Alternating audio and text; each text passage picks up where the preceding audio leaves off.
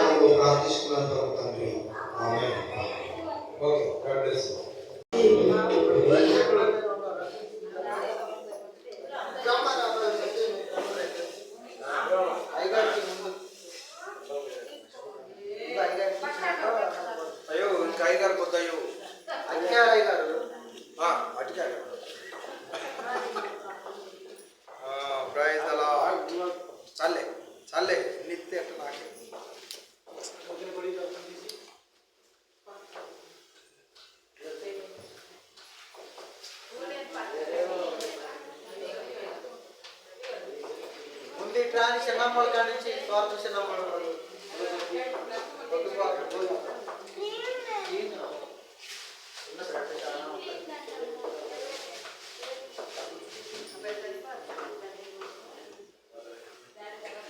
చిన్నమ్మల కాడి నుంచి చేయకూడదు.